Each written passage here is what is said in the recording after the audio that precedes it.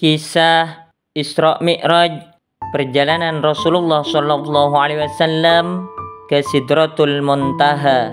Bagi umat Islam, peristiwa Isra Mi'raj yang terjadi pada tahun ke-10 kenabian merupakan peristiwa besar dan menggetarkan. Kisah Isra Mi'raj, peristiwa bersejarah umat Islam dan perjalanan Rasulullah ke Sidratul Muntaha untuk menerima perintah sholat 5 waktu. Sebelum melakukan perjalanan Isra Mi'raj dan mendapatkan perintah sholat 5 waktu, ada sebuah peristiwa bernama Amul Huzni atau tahun kesedihan. Nabi Muhammad SAW mengalami kesedihan yang mendalam selepas kepergian paman sekaligus pelindung beliau, yaitu Abu Thalib, dan juga istri tercintanya Khadijah. Istri Nabi Muhammad, Khadijah, meninggal pada tahun ke-10 kenabian dalam usia 65 tahun. Saking mencintai istrinya, Nabi Muhammad SAW seringkali bertutur, "Dia telah beriman kepadaku di saat manusia kufur kepadaku. Dia membenarkanku saat manusia mendustakan. Dia berikan hartanya kepadaku saat manusia tak mau memberikan. Allah Subhanahu wa Ta'ala mengaruniakan anak darinya, sementara dari istri yang lain Allah tidak menganugerahkan anak." Pada masa-masa kesedihan Nabi Muhammad SAW, inilah terjadi peristiwa Isra Mi'raj. Tujuan utama Isra Mi'raj Nabi Muhammad SAW sebenarnya untuk menjemput perintah langsung dari Allah Subhanahu wa Ta'ala mengenai perintah wajib sholat 5 waktu bagi umat Islam. Selain itu, Allah Subhanahu wa Ta'ala juga ingin menghibur Nabi Muhammad SAW agar tak lagi bersedih dengan menunjukkan banyak bukti keagungan dan kasih sayang kepada para hambanya. Isra Mi'raj merupakan salah satu peristiwa penting yang dialami oleh Nabi Muhammad SAW. Peristiwa ini menjadi salah satu bukti kebesaran Allah Subhanahu wa Ta'ala. Tak hanya bagi Rasulullah SAW, peristiwa Isra Mi'raj juga penting bagi seluruh umat Islam. Sebab dalam peristiwa ini Nabi Muhammad SAW mendapatkan perintah salat dari Allah Subhanahu wa Ta'ala. Isra Mi'raj adalah peristiwa perjalanan Rasulullah SAW dari Masjidil Haram menuju Masjid Al-Aqsa. Kemudian Nabi Muhammad SAW dibawa ke langit ketujuh untuk diperlihatkan sebagian dari kebesaran Allah Subhanahu wa Ta'ala. Beliau juga mendapat perintah salat 5 waktu dari Allah Subhanahu wa Ta'ala.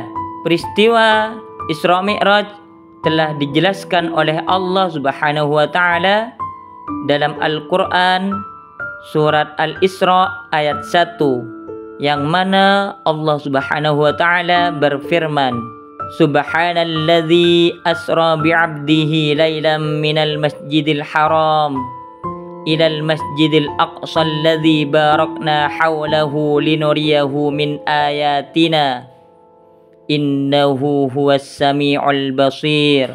Artinya, Maha Suci Allah yang telah memperjalankan hambanya pada suatu malam dari Masjidil Haram ke Masjid Al-Aqsa yang telah kami berkahi sekelilingnya agar kami perlihatkan kepadanya sebagian dari tanda-tanda kebesaran kami. Sesungguhnya Dia adalah Maha mendengar lagi Maha mengetahui. Perlu diketahui Isra Mi'raj merupakan penggabungan dua peristiwa. Isra dimaknai dengan perjalanan malam hari yang dilaksanakan Rasulullah Shallallahu Alaihi Wasallam dari Mekah menuju Baitul Maqdis atau Masjid Al-Aqsa. Sementara itu, Mi'raj merupakan peristiwa di mana Allah Subhanahu wa taala mengangkat Nabi Muhammad Shallallahu Alaihi Wasallam dari Masjidil Aqsa melewati langit ketujuh menuju Sidratul Muntaha.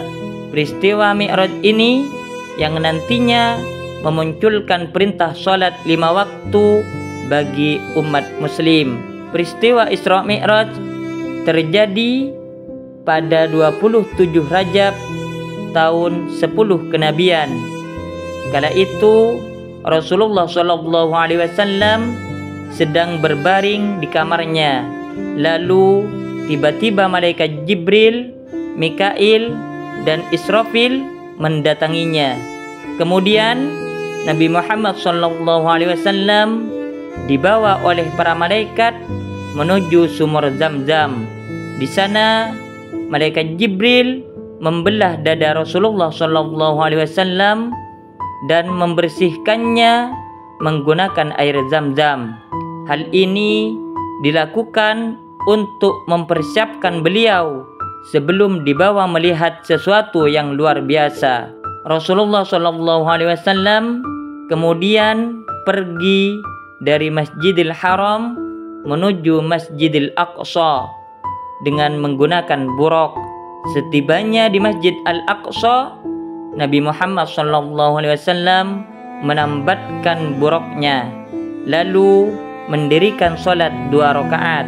Beliau menjadi imam di mana makmumnya adalah para nabi dan malaikat Allah Subhanahu wa taala. Setelah itu Rasulullah Shallallahu Alaihi Wasallam bersama malaikat Jibril diajak pergi ke langit ketujuh. Di setiap lapisan langit Nabi Muhammad Shallallahu Alaihi Wasallam bertemu dengan nabi-nabi terdahulu. Di langit pertama, Nabi Muhammad Shallallahu Alaihi Wasallam bertemu dengan laki-laki berbadan tinggi mencapai 60 siku ke langit, sekitar 27 meter. Saat menoleh ke kanan, laki-laki itu tersenyum. Namun saat melihat ke sebelah kiri, ia menangis. Selamat bertemu wahai anak yang soleh dan nabi yang soleh, kata laki-laki tersebut saat melihat Nabi Muhammad Shallallahu Alaihi Wasallam. Siapakah dia? Tanya Nabi Muhammad Shallallahu Alaihi Wasallam. Ia ternyata adalah Nabi Adam alaihissalam yang merupakan nabi dan manusia pertama di dunia. Ada alasan mengapa Nabi Adam alaihissalam tersenyum dan menangis.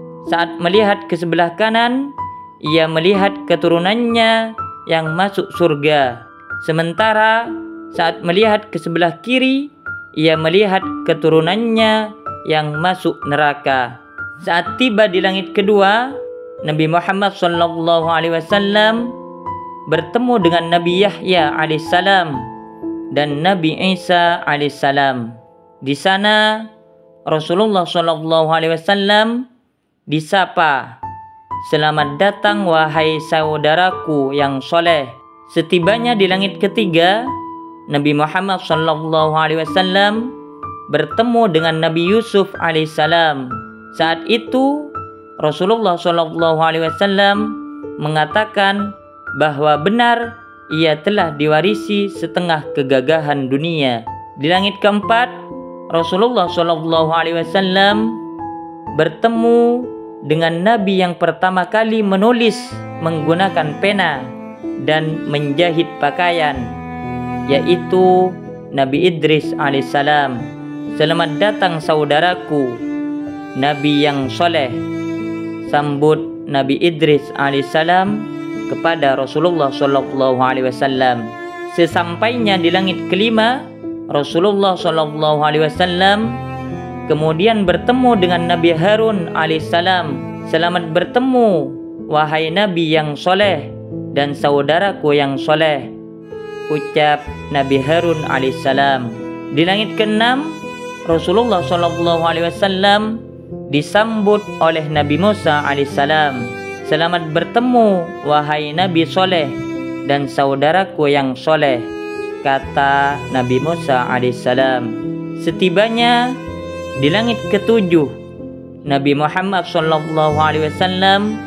bertemu dengan laki-laki tua yang sedang bersandar di Baitul Ma'mur. Beliau menanyakan siapa laki-laki yang bersandar itu. Ternyata ia adalah Nabi Ibrahim alaihissalam. Baitul Ma'mur merupakan tempat tawaf para malaikat yang setiap harinya dimasuki oleh 70.000 malaikat. Saat berada di langit ke-7, Rasulullah SAW ingin naik satu tingkatan langit lagi. Namun malaikat Jibril tidak bisa mengantarkannya lebih jauh lagi.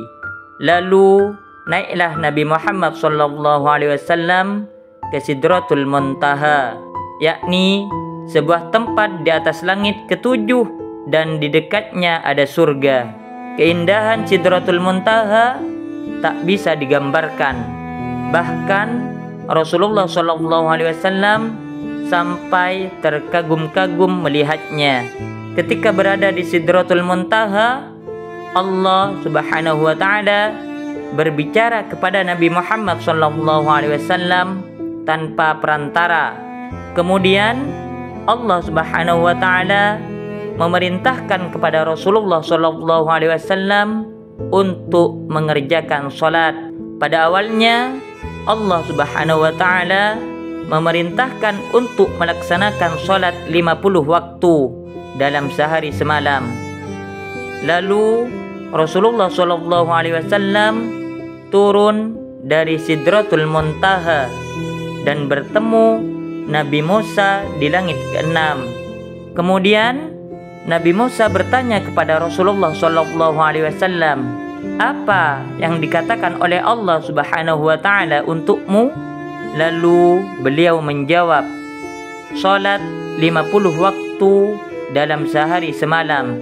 Kemudian Nabi Musa menjawab, kembalilah dan minta keringanan kepada Tuhanmu, karena sungguh umatmu lemah dan tidak akan sanggup melakukannya. Setelah itu Nabi Muhammad SAW kembali menemui Allah Subhanahu wa Ta'ala untuk meminta keringanan. Allah Subhanahu wa Ta'ala kemudian mengurangi waktu salat sebanyak 5 bilangan. Setelah itu Rasulullah SAW kembali turun dan bertemu Nabi Musa untuk menceritakannya lagi.